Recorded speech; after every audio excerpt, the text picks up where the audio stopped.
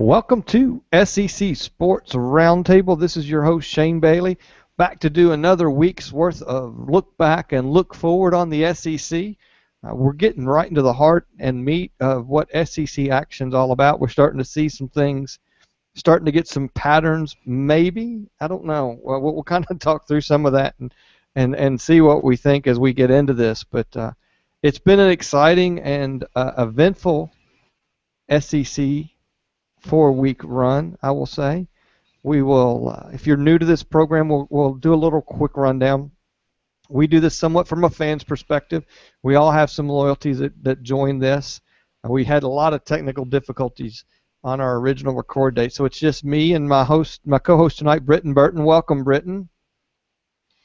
Hey, good to be back. Sorry it didn't work out last night to have more people on. That's okay. We are happy to at least get something out this week, and they're going to miss out on some good conversation. So it's their loss, the people that are listening's gain. But we do this weekly, and our pattern is we're going to look back and take a look at the week that happened last week and tell you what we think about some of the games. Then we're going to look forward at the week's matchups, and there's some good matchups this week. There were some good matchups and good games last week, so there's lots of fun things to talk about. We do this, like I said, every week. You can find it on Twitter as a link. You can find it on YouTube, where we do a video version of this. You can find it on our website, on Google+, on iTunes, on Stitcher Radio, anywhere you can find a podcast, you can find this recording. So go out there, find it, subscribe, like, comment.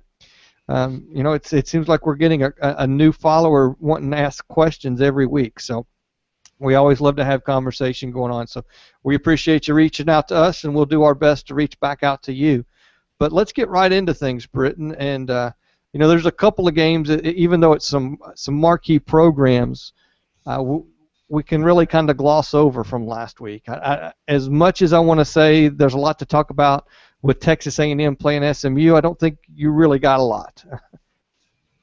Yeah, I have to agree. I mean, A&M continued their offensive onslaught, but SMU has proven to be not very much of a of an obstacle for anyone so far this year. So I don't know how much you can get from that. And the same thing is going to apply to the Georgia-Troy game. Georgia hit the throttle quick and never let off. Really, they had only scored 7 points in the third quarter, but ended up with 66 points total. So, Georgia easily won against Troy. That program, from the beginning of the season, they were my East lock, and the East is just now, as we go through this conversation and this podcast, I don't know what to expect out of the East anymore. It's not bad, it's not mediocre, but it's definitely not what you're seeing out of the West. And if I were a team that was going to be truly competing for an East title, I would be a little scared because, now the conversation everywhere I've heard is if there's two SEC teams, they might both come from the West, even though they're beating up on each other. And I'm starting to think that they might be somewhat right. But, there's a lot that's going to be played out over the next couple of weeks as you look at schedules on the East side. And there's still a chance for someone to really rise, get things together, and become the dominant force over there. But, the East, it's just so hard to figure that one out. I totally agree. It's, like you said, it's not that it's a bad division, but the balance of power is so in favor of the West right now. It's funny how that has changed from a decade ago, where the West was terrible and the East was so dominant. But I still feel like Georgia is the best team in that division, even though they somehow managed to lose to South Carolina. But I also feel like teams like Tennessee and even Florida, who, especially after Saturday, I really don't think is that good. Maybe even Kentucky. Not that they're going to win the division, but all of a sudden teams like that who you thought coming into the season, it was really a two-team race between South Carolina and Georgia. And I don't know about that anymore. I mean, I think some of these lesser teams that we weren't really considering are going to play a role. Now, whether it's winning the division or just being a spoiler to someone who should win the division, which is probably the more likely scenario. It's going to be a lot more interesting now. It just seems wide open. Yeah, I don't know if you ever catch it. The Missouri Net Sports, Bill Pollock, he had me on last week to talk about the SEC East, and it was before the week's action. It was actually even before Auburn played Kansas State, and I'm sitting there talking about all these things and talking about the next 3 weeks coming up, where you're really going to get an idea of what's going to happen in the East, because Missouri over the next 3 weeks they play South Carolina, Georgia, and Florida. So something is going to shake out right there. Whether it's and Missouri totally surprised me losing to Indiana. Indiana had a good offense, but for them to lose that game, I was saying to Bill that is Missouri going to do what they did last year and just sneak up on everybody, because for SEC fans, we still don't give Missouri credit for being a good team if they are a good team, because they're kind of stuck up in Columbia, Missouri. They're not in the same conversation. A&M came in with that huge splash and with Manziel and all the hype, and so they're able to really grow and move from that, and they've not missed a beat and put some huge numbers up. So all of a sudden, Texas A&M is still getting conversation, where Missouri was able to fly on the radar. They had 4 realistically winnable games. We all, when we did our preview, had Missouri as 4-0 going into this slate of action, and then for them to come in and to lose to Indiana, now it's like that's really thrown what's going on in the East, because they've got South Carolina at South Carolina, and so you can't say at Columbia, because you don't know which one you would be talking about. But if you look at that game, and we're kind of jumping ahead, but as much as I think Missouri needs to win that game, South Carolina also needs to win that game. And especially after last year, they barely squeaked by with Missouri, so they're not going to think that Missouri's not a good team. So they're going to be coming into this game, I think, really prepared to play against Missouri, and the way that's all fallen out, I think it looks bad for Missouri coming up for Saturday, and for them to lose 2 in a row, it could be really bad. Yeah, that loss by Missouri is that's bad. I mean, as much crap as we and everybody, national media, gives the Big Ten for how bad they are, and Indiana is, and I think always will be, one of the worst teams in that league, to lose at home to Indiana and to give up nearly 500 yards of offense while you're losing to them, that's just a shocking loss. I don't think there's any other way to put that. I think we agreed that we weren't really sure what we were going to get from Missouri this year, and even after the first 3 weeks, we still weren't sure, because they hadn't really played anybody that scared you a ton. And so, and last week, I think we even said, even after they wallop Indiana, we won't really know what they are, and then they lose to Indiana. So now what do we know? We know no more than we started at the beginning of the season with Missouri. But the good news is we will know what Missouri brings to the table over the next 4 weeks, because they have a bye sandwiched in there. But having South Carolina, then a bye week, and then Georgia, then Florida, you're really going to be able to determine what happens that way, what's going to happen in the East. I think that's going to play out a lot right there. Then, shortly after that, you're going to have Florida playing Georgia, and by November 1st, you're going to know what the East is going to look like for sure. But I think October is vital for shakedown for Missouri. If they want to try to do what they did last year, this is their opportunity over the next 4 weeks with those 3 games coming up. And what about, you want to talk about the first game of the week, which is already a week ago now, and that was Auburn headed into Little Manhattan to play Kansas State, and squeaked that one out. Go on. I don't know about you, but that was shocking to me. I really, really thought Auburn was going to just wax the floor with Kansas State. And to see a team, and now granted, it's comparing this year to last year, which is always a dangerous proposition, but a team that just ran through everyone in the SEC last year, including a couple of really good defenses. To see them get shut down the way they were by a team that we know has inferior athletes, it was shocking. And I think what really happened and what we have seen early is that Auburn is really missing Cam Robinson, Alex Cozen, the left guard that was hurt, and then Jay Prosh, their kind of H-back, fullback hybrid guy that cleaned up a lot. And they were not able to win first down. I mean, last year they were able to run halfback dive plays on first down and get 7-8 yards consistently. And their offense was consistently not all season, but starting around the time they got hot, about a quarter of the way through the season, was in 2nd and 3, 3rd and 1. It's seemingly every single possession. And Kansas State was winning first down and putting them in 2nd and 9, 2nd and longer than 9, third and longs, and what we saw was them trying to throw the ball with Marshall when he's not ahead of the chains and doesn't have you on your heels trying to defend the run. And we knew last year that wasn't his strength, but they never really had to go to it. It didn't get exposed because that running game was so good, and Kansas State did expose that. Now, whether or not Auburn was just kind of off, or if Kansas State gave the blueprint, or they're just not as good at running the ball, I don't really know yet. I don't think we know until we see more, but it was shocking to me.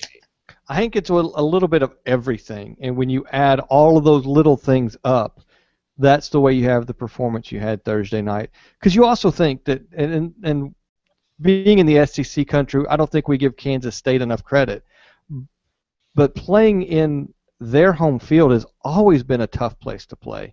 I mean, even when you talk about the dominant programs that come into Kansas State in the Big 12, they have always had issues playing Kansas State at Kansas State over the last decade or so. I mean, it's just a tough place to play. It's a very good crowd, even though it's a small crowd. It's probably like a Vanderbilt stadium-sized crowd, but it's all Kansas State fans. And so you have that electric atmosphere. You add all those deficiencies that Auburn has, you have a run game that's not quite as effective as it was last year. You're going to get what you have, what we saw on the field. I've been slammed on the podcast by some of our listeners saying we're not giving Auburn enough credit, and we might not be, but I'm still not putting them ahead of Mississippi State or Ole Miss right now. And I might put them ahead of LSU, and so that would have them fourth in the West, but I'm not having them able to compete against Alabama for the West title, or maybe even Mississippi State the way they looked. And we'll talk about that game here in a minute. But it was a great game to watch. It's just, I think you did see a little bit of a blueprint that you can use to help stymie what Auburn brings to the field and slow that tempo down just a little bit. So, well, the interesting thing on the blueprint thing, I was wondering as I watched the first half, and then as I continued to watch, and the ESPN commentators were breaking it down more, I don't know if it was as much of a blueprint, because K-State wasn't doing anything schematically that was groundbreaking. And in fact, they had 6 guys in the box a lot. They weren't like committing, 8, 9 guys to the line to completely shut down the run. But they were ready. I think the scheme was they were ready for the speed.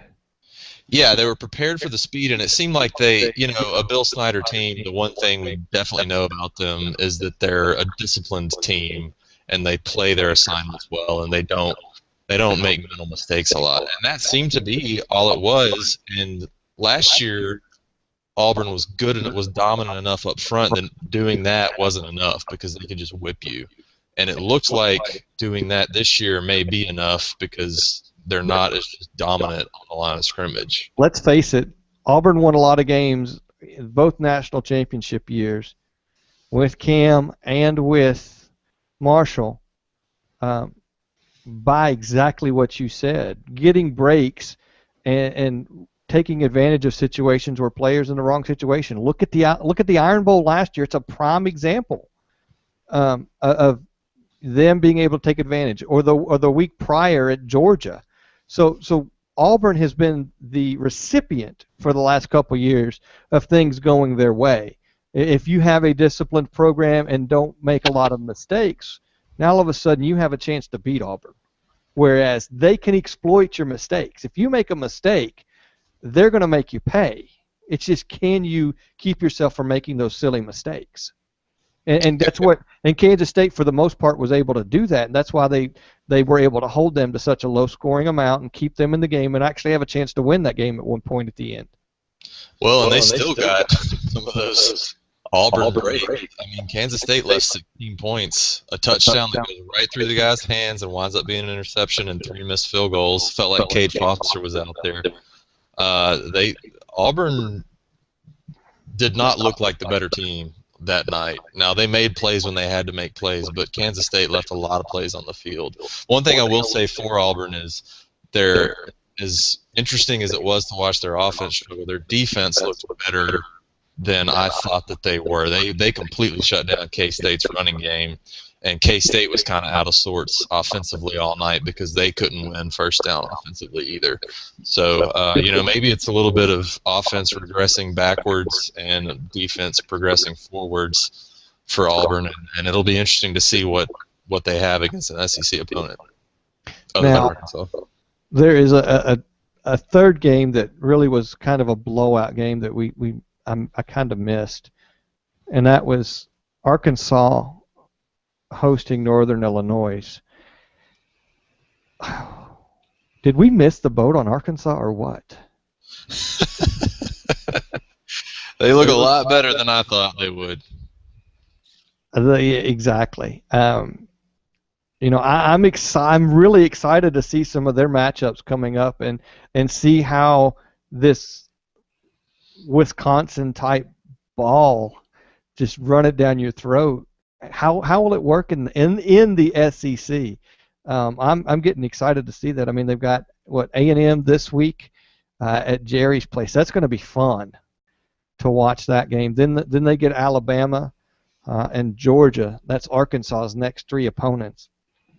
So that's another team like Missouri where is it smoke and mirrors because it's Auburn? Well, they played Auburn tough the first half and fell apart after the rain delay.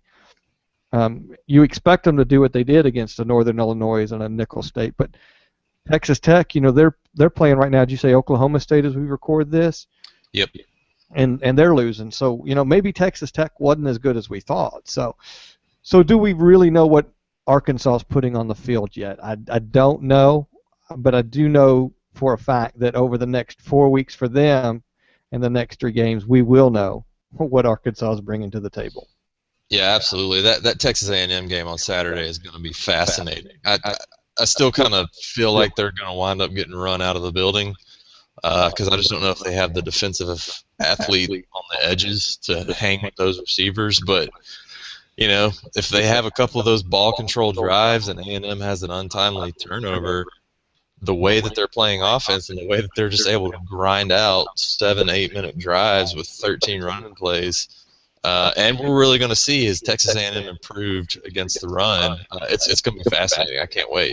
Yeah, we're going to see Saturday what both of those teams have. Now we're starting to get into the meat of the action, really starting to determine how off base or on target we are with some of these teams. The last game we'll talk about that was somewhat exciting for a while was the South Carolina Vanderbilt game. To hear Spurrier, it was the worst game of his career. Did you hear all the comments? Did you hear his? Yeah. He went all Spurrier in his Monday. I think it was Monday press conference. Even on the sidelines, he's great. He is great. I hope he never retires. If he retires, I want him in the booth. Yeah, absolutely. How fun would that be to listen to? He can take Lou Holtz's place in studio on Saturdays. I'd rather listen to him during the games. That might be more fun. But man, oh man, he's good. But Vanderbilt, they were Vanderbilt, except for a couple of kickoff returns for touchdowns. Yeah. It's kind of fool's gold. I mean, it looks better than it was because of 2 kickoff returns for touchdowns. Now, they did finally wake up a little bit offensively. I think they had right at 400 yards of offensive output, which compared to the first few weeks of the season and what they were beginning to look like, I mean, that's great news. But at the same time, if you saw that game versus just seeing the score of the game, I think you realize that it's not that they were really hanging in. They had some big-time plays that are not going to be plays you can rely on week in, week out. Well, here's where Vanderbilt really kicked themselves or shot themselves in their own foot was the last minute in the second quarter. Yeah. Was it Friedback? Is that his name? The freshman quarterback? It's something like that. You know, he comes in. Robinette gets his bell rang, so he's got to do concussion protocol. I still haven't heard if he's playing this Saturday yet. But so Friedback comes in less than a minute to go, and he just throws a very untimely pick. Instead of going in with a 14-10 lead, now they're losing by 17-14. I think that really changed the dynamic of that ball game going into the third quarter, because if Vanderbilt could have held on and had the lead going into halftime, that's a whole other ball game. And the whole dynamic of the fourth quarter could have been different, because the way they played into the late half of the fourth quarter, where they decided not to give up, that might have happened from the start of the third quarter, and South Carolina never would have been able to put up 31 points in the second half. Right. But you know, the coulda shouldas, you know, you make a stupid throw, you're going to get picked off in the SEC. Don't you feel like that's on Mason maybe more than it is Friedback? I mean, do you put your young quarterback who really hasn't played any significant snaps in that situation with that little time left? And it's not like they were, you know, past midfield. I mean, they were on like their own 35. Maybe you just kneel the ball there and you say, I'm glad that we're ahead 14-10 and let's take this to the half. Yeah, but I mean, like you said, they had they had like 50 seconds to go. They were on South Carolina's side of the field in pretty good opportunity with a couple of big plays to, at worst, get a field goal, at best get 7 more points. And now if you get 7 more points and you're leading 21-10, that's definitely a different mentality going to that ball game. I think that it was poor decision making on Friedback for the decision to throw the ball he did, because that safety or corner was reading that all day long, and it was just a bad play. And I don't think that was his first option. If you look at it, you know, that wasn't his first option to throw to. So, you know, could he have probably thrown it away if that wasn't there? Yeah, recognizing where his defenders are, that comes with experience. You know, you need to make sure you're making calls that are going to be definite completions or safe incompletions for your quarterback when he's a freshman coming in that type of situation against South Carolina. And I don't know where that blame's going to fall, where that blame is to fall. That's my opinion, for what that's worth.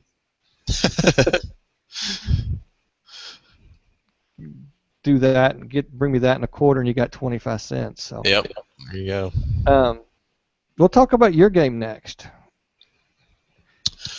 What a roller coaster ride, huh? Alabama kept Florida in that ball game. Yeah. That's all I can say. Yeah, it's, if not for the 4 turnovers, it's possible that Muschamp gets fired before he gets out of Tuscaloosa, because that could have been a 60-something to nothing, 60-something to 7 type of ball game. That score is not reflective of how ugly that ball game was. Yeah. It's amazing that midway through the third quarter, that game was tied at 21. I mean, you look back at the stats and you think about the dominance in that game. It was tied at one point in the third quarter. Like, how is that even possible? But But I can tell you how it's possible. Lots of Alabama turned the ball over. yeah, yeah. But Amari Cooper, wow. And now, was it you last week, or who was it? I don't even know if it was me. I don't remember who said it, but we called that. That's exactly what we said, was that that game plan is going to be perfect. He's going to find ways to get his best player the ball. I think you said that. Yeah. Kiffin has really impressed me with his ability to do that, and I was kind of holding my praise for him through the first 3 games because they played 3 teams that had suspect defenses. So you didn't know how much of it was just guys who can't cover, can't match up against guys like Amari Cooper. But Florida has a legit defense for all their problems. They have a legit defense, and Kiffin called just an amazing game. I mean, the way he is able to get his players in matchups that are favorable and make reads and throws that are, I don't know about easy, but at least simpler for his quarterback are very impressive through the first 4 years. Yeah, and Cooper is just the best player on the field right now. And Sims proves that he's got an arm. He's got some accuracy. I mean, that was except for the turnovers, and some of those were, I don't think all of those were Sims' fault. I can't remember how all 4 of those occurred now. But you look at the way Kiffin called that ball game, and you said that, is that Kiffin's going to find a way to set it up so that Cooper is able to get the ball in space. And he got space in spades. I mean, there were times there wasn't a defender within 20 yards of him, and he is in full sprint mode, and that ball is right where it needs to be. That score is just so deceiving to me. When you look at it, you go, wow, Florida played them close, but they did not. Alabama let Florida play them close. And yeah, I know Saban had to be irate about that.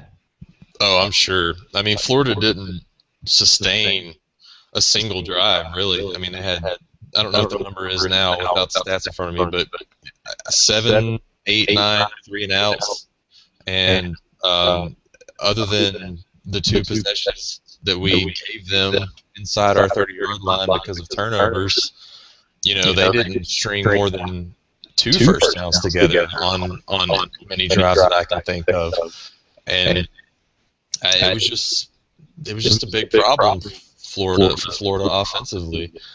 Driscoll, yeah, I was very encouraged by the defensive performance by Alabama, obviously, but I still think a lot of that just had to do with Florida being somewhat inept offensively and Driscoll just not being that good of a college quarterback. The defense held tough for a while for Florida, and then they finally started breaking down in the second half when they'd been on the field too long, and Alabama was able to gash them with 10, 12, 15-yard run plays for chunk yardage. Florida's in for a long season. Yeah, it's going to be scary to see what happens as it all shakes down for Muschamp, and I think he will end up like Kiffin maybe. Worst case scenario, if he does lose his job, he's going to end up like Kiffin. And go somewhere and be able to be a defensive coordinator again, and that program's going to have an incredible defense. Right. Because Kiffin on this track is going to be a head coach again in the next couple of years. Somebody's going to take a flyer because the guy can coach offensive ball. Yeah, if he continues on this pace, some definitely will. I'm going to have to prove that he keeps his mouth shut and not be such idiots, a public eye. But good news is at Alabama. The good news at Alabama is he doesn't have to worry about that. He doesn't get to talk. Yeah. So that might be a good thing, or a bad thing for Alabama because he won't be there long. I think most of all, just from I just have to give Blake Sims some props. I mean, a guy who no one thought had any chance at the starting job after that spring game.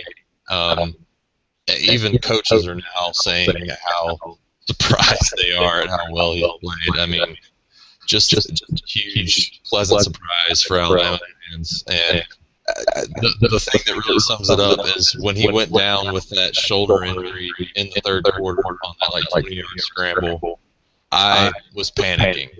And I never thought I would be panicking about Blake Sims having an injury. So that says a lot about how far he's come. Yeah, and when Coker came in, he didn't look bad either. But it is now Sims' team, and that's. I don't think that any of us. I don't even think Saban saw that coming. Week 1, going into that game. Yeah, I totally agree. I think everyone thought Coker just had to get comfortable and then it would be his team, but Blake Sims is taking it by the throat. Yeah. So the last game of the week from last week, poor Blair Smiley can't make it on here. I hate that we can't have him on here. Although he said he didn't even watch it because he's so tired of losing. So Mississippi State goes into Death Valley and just destroys LSU. And that's another score that's not really indicative of the way that game came out, because midway through the third quarter, there was second and third team defense playing for Mississippi State for most of that game. That second, for most of the fourth quarter for sure. And then to let LSU come back and score 19 points and have a last second shot to win that game was crazy. And Mississippi State is just unlucky enough for them to have lost that game. But realistically, they were in control of that game the entire time, except for when their second team came in. Yeah, they absolutely dominated. It was not a fluke. The fluke was that it got close at the end, kind of like you said. They absolutely dominated. They looked outstanding. LSU has quarterback problems, although maybe those were alleviated a little bit in the end. I'm not sure. But isn't it just so Dan Mullen? Why do you – I think he went to his backups a little bit early there. I understand killing them, but he needed to keep the starters in just a little bit longer. And they all, like you said, it was Mississippi State's luck that they would find a way to blow that. Yeah, I mean, them and Kentucky, we could both talk about that for hours, all the missed chances that those two programs have had over the years against big games. Was it the first time since 1990 they'd beat a top 10 opponent or something ridiculous like that? Yeah, something like that. I mean, just the number of records that went, and for LSU to have never lost to an unranked program, I think is what the stat was at Death Valley under Les Miles. That's, to me, a little misleading, because I don't think Mississippi State should have ever been out of the top 25.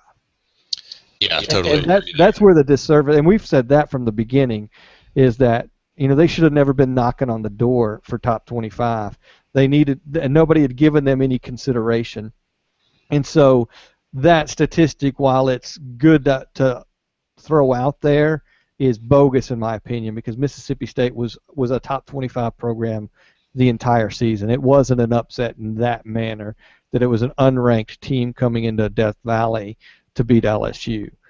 Dak Prescott was just incredible.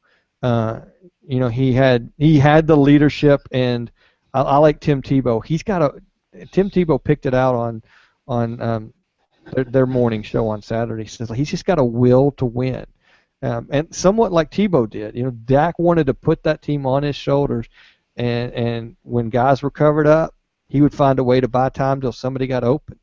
If there wasn't anybody open and he could find a seam, he was going to run the ball. And he really took that program and took that offense on his shoulders and just dismantled LSU's defense. Yeah, he really did. He showed off the entire package.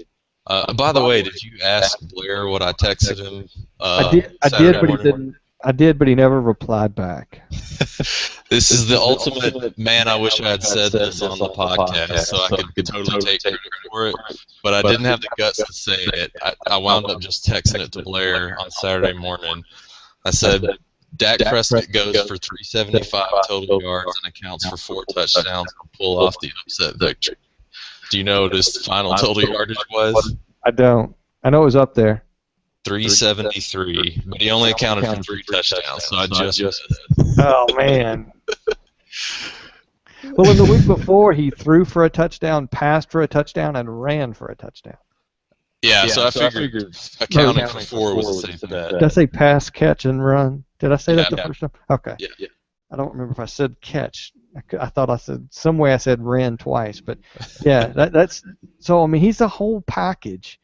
He's tall, he's fast, he's big, he's everything you want in a quarterback right now, and he fits Dan Mullen's system. Dan Mullins has to be just salivating and crying all at the same time because Dak Prescott's gone after this year, and what's going to happen next? Yeah, and he's got a little bit of that Johnny Manziel in the play down. He's able to keep things alive and make off-schedule plays as good as anybody. I mean, that one long touchdown throw he had was because he kind of deeped in the pocket and rolled out, broke a tackle, and threw it downfield to a running back. He's a load to bring down. They can use him in the power run game, but he can also make the throws. If he stays healthy, Mississippi State is in the mix also. And their defense is good. No, I can't disagree with anything you said. So let's switch gears now and kind of quickly go through some of the games this week. LSU gets to rebound against New Mexico State, who's 1-0 in the Sun Belt. I don't think there's going to be a problem with LSU winning that game. I don't think there's a problem, but the interesting thing will be who starts at quarterback. Harris may still be hurt. That may decide it for them, but they've got a quarterback problem. So they've got to start sorting it out, and it's going to be interesting to watch that against a lesser opponent because they've got more tough games. Yeah, and after that quick breather, I think it gets hard for them the rest of the way out. Let's see, I'm looking at them now. Yeah, so they go to at Auburn, at Florida.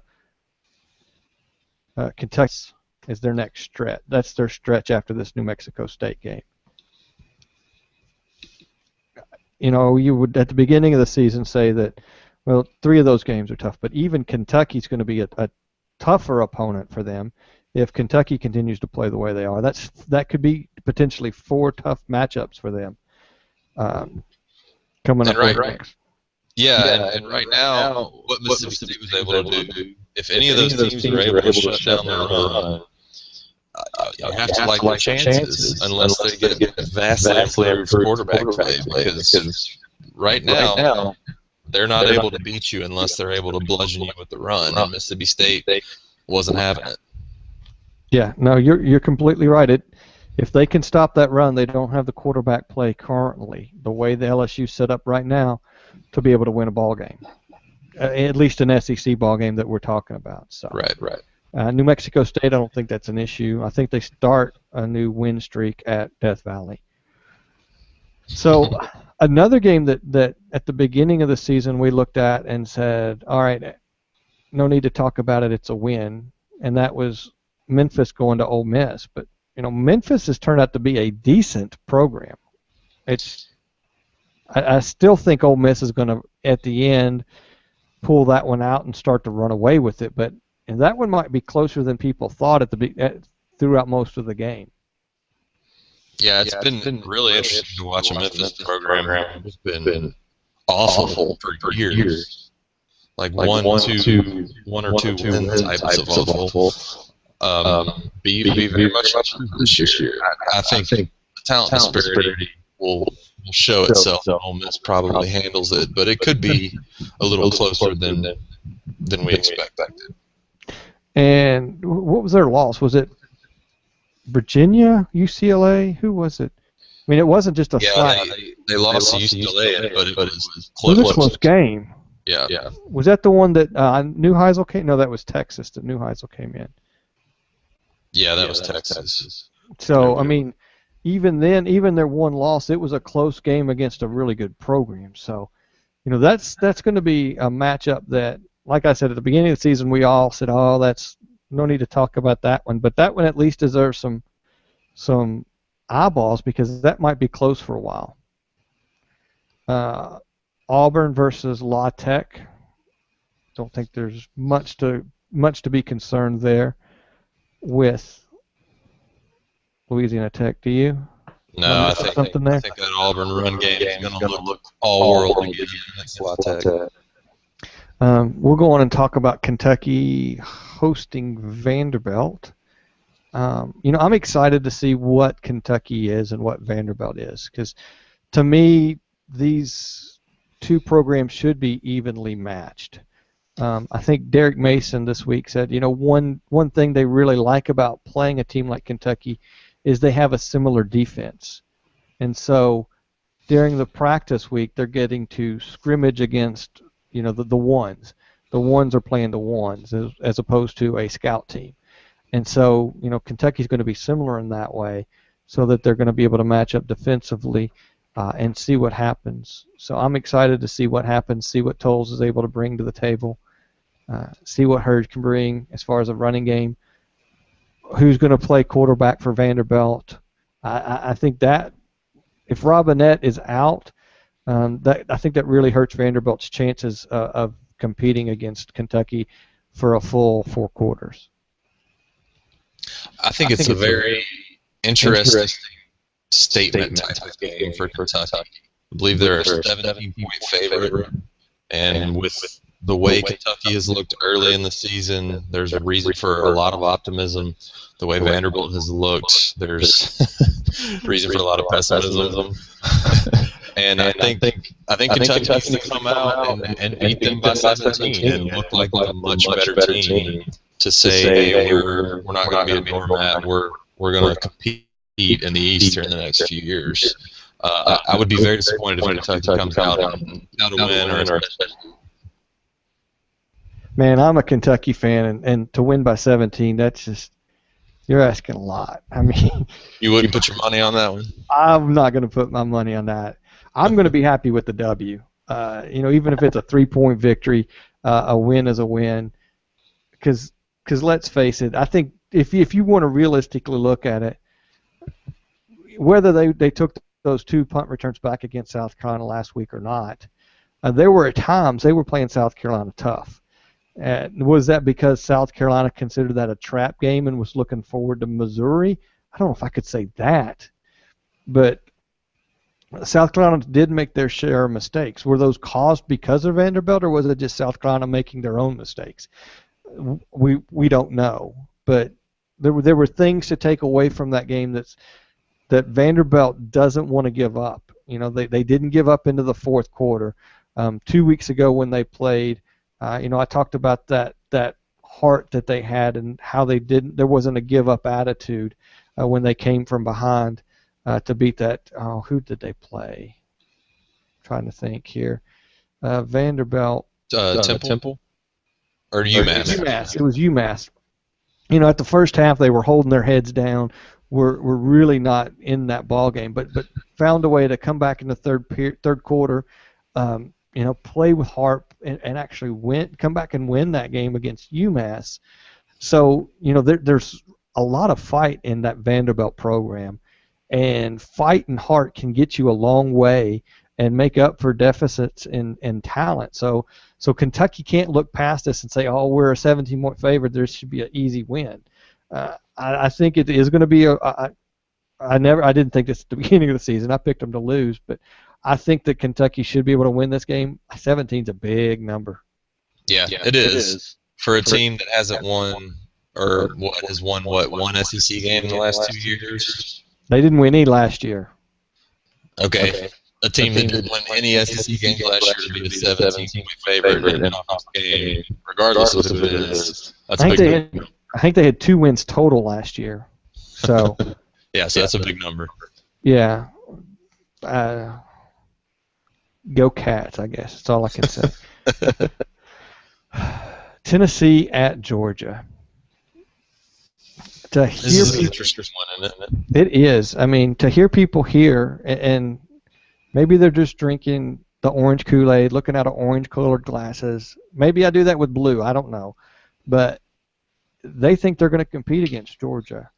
And I just don't see that. I think Georgia's had a little time to lick some wounds and to be upset with the way they've played and let that South Carolina game slip out of their hands. They got a lot of things right. I mean, what did Gurley get? 9 total carries against Troy. That's how much in control that game was. I think that I don't have the stats in front of me, but I think I saw that. It's like 9 total carries. Wow. This is what if you're talking statement games, this is where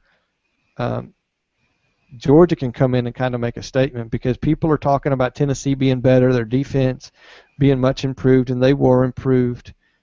We talked about the Oklahoma game against Tennessee, how I didn't think Tennessee was ever really in that ball game, even though the score was closer. It's kind of like that Florida-Alabama game.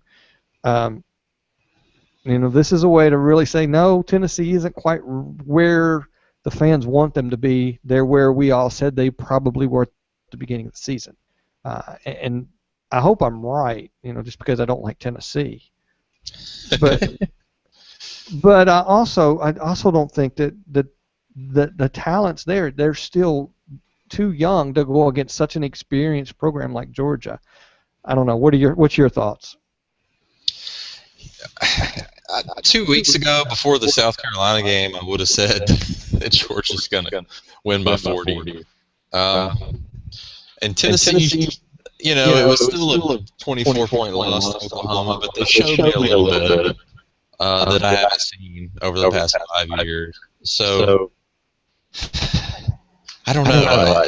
I can see Gurley just running it down their throats for 200 yards, and then the other 18 backs that Georgia has adding on another 150 or so. But I could also see Georgia choking and kind of doing what Georgia tends to do, although maybe they've already done that this year against South Carolina. They're definitely the more talented, more experienced team. But I just don't know what to expect out of the East right now. And it's at the Hedges. Yeah, with it being home, you've got to feel pretty good about Georgia being able to handle things. What's the number on this one? Do you know? I was just looking at that. There, Georgia is actually a 17-point favorite too. That feels like a big number. See, I feel more comfortable with that number than Kentucky Vanderbilt. I agree with that, but I still don't know that I'm comfortable with 17. I guess if I were playing, I wouldn't lay money on that one. That's a trap game for bettors. Yeah. The one thing you would think is that Georgia's going to absolutely win on the rock and make that experienced front for Tennessee, and lack of depth along the front, make them prove they can stop the run. And if they can't, then this could turn into a really, really long day. But I guess we'll see. And then we'll look at we kind of talked about the Arkansas A&M game already. Ken Bielema is Wisconsin type, pound it down your throat, long sustaining double-digit drives. Can that slow down this Texas A&M offense? That's the question, because when we've talked about Texas A&M, even at the beginning of the season when we were not giving them much credit, what we said was that their offensive line was going to be better, that their receivers were still untested. Unfortunately, that's not true. They are superstars. Kenny Hill is a very talented and able quarterback. We missed the boat on that. The defense, though, I don't think we were as far off base as we said. We said they're going to be young. I said they were going to be better than last year. And we all talked about, if they were, what were they last year, 96? Yeah, something like that. And they move up 20 spots, they're going to be better. But I think they're even better than that. But are they able to set up there and be able to handle those type of long sustaining drives? Because let's face it, Arkansas is going to just come in and say, this is what we got. You know it's coming. Now you got to stop us. Yep. There's no surprise with what you're going to get with Arkansas. But can you stop it? So that's going to be fun to watch. That one, That one and the Missouri South Carolina game are the two I'm most excited about. Yeah, and I never thought coming into this season that I was going to be excited about watching any game that Arkansas was involved in, except for the one where they played Alabama. But it's going to be fascinating to watch. Teams like this, if they can control the ball, they can put teams like Texas A&M in an uncomfortable situation because they're used to getting the ball quickly, scoring quickly, kind of controlling the pace, dominating the flow of the game. And if you have a 9-minute drive, and all of a sudden maybe Texas A&M, panics a little bit when they do have the ball. It's like, okay, we got to score. They're going to possess the ball for the next minutes. Things can get a little squirrely for these area offenses. So it's really going to be fun to watch. Yeah, that one's going to be fun. And we also talked about the last game for this week, and that's Missouri going to Columbia, South Carolina, to play Steve Spurrier's Gamecocks. After their performance and as bad as they played against Vanderbilt in Spurrier's eyes, I expect to see a different type of program on the field in Columbia SC than you saw in Nashville last week. I think you're going to see a little less error happening. You're going to see more discipline, more ball control. I don't think... I thought this game before the Indiana game was going to be much closer than what it is now, but I'm easily going to give South Carolina this win now. Really? You're feeling that confident? I am. I mean, Spurrier is notorious for not having two bad games in a row, right? That's true. And whether they won or lost that game at Vanderbilt, it wasn't a good performance on South Carolina's part for the most part. There were some things they did well. It was definitely not kick returns, but there were some things they did well, but for the most part they had a lot of deficits. So you're not going to get that second game in a row where you're going to get a bad game. I mean, if you look at their, South Carolina played A&M, bad game. East Carolina, good game, because East Carolina ended up being better than we thought they were. Then Georgia, a good game. Now Vanderbilt, a bad game. You don't expect them to have a bad game against Missouri and Kentucky now, and then they're going to get their open date. So I'm feeling pretty confident that Spurrier's going to do that one. What's Vegas think on that one? That line is at 5 for South Carolina, and that's interesting. I would take 5. I think I probably would too, but I think South Carolina's defense is not very good. And even though Missouri lost to Indiana, which is still just unfathomable, they still put up a 5-yard offense against Indiana. Matty Mock is still good. He had a great game. Matty Mock is good. South Carolina gave up 400 yards of offense to a Vanderbilt team that looks completely incapable of completing forward passes for much of this season. So all right, so I'm staying away from this one now. You're what? I'm staying away from this one now. You just talked me out of it. South Carolina's going to win, but you're right. Yeah. Yeah, I think they win, but I think it could be a close ball game. So that's it. That's week 5. We've looked at week 4. It's nice to, and I think this is the last week where you're going to get a majority of teams playing non-SEC opponents until the last week of the season, and then those are still good matchups. But for the most part, you're only going to get a 1 or possibly 2 programs getting one of those games. So most of them have those games out of the way after this week. So the week after that, for sure, it's going to be strong SEC. Yeah, we've got all conference games in week 6. 6 games. So that's the kind of stuff we really like to talk about. Yep.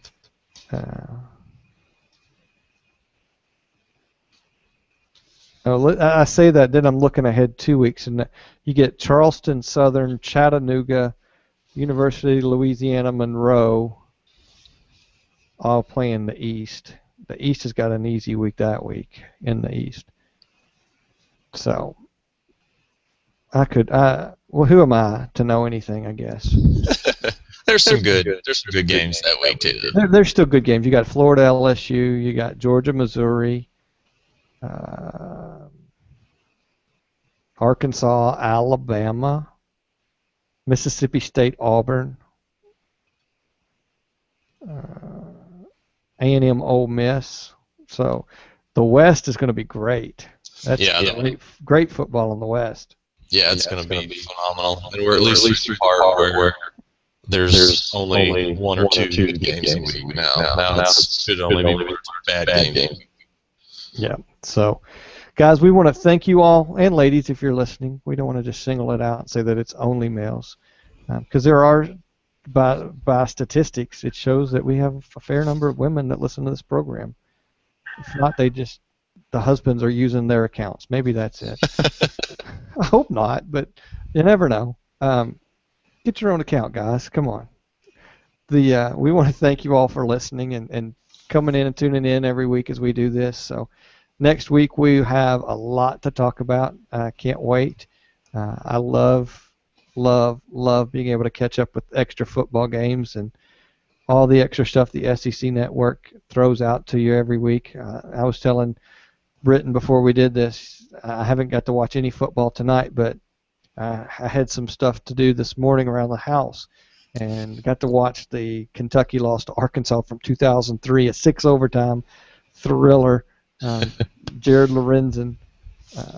And so, it's stuff like that you, as an SEC fan, you just love to be able to go out there and catch that stuff, and it's always on. I like Feinbaum. I think 4 hours is a little bit much. Yeah. I think at some point that's going to have to change. I don't know why or what makes me think that, but it's and we don't take callers. I'm not saying that all callers are idiots or all callers are insane or all callers are stupid, but for whatever reason, Feinbaum gets a fair number of those.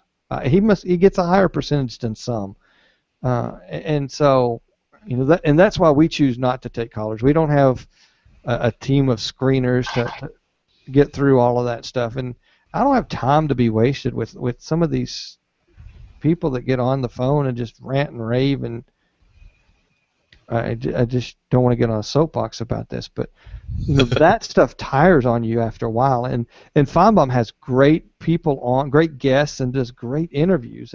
There needs to be more of that and less of the other. And Totally agree.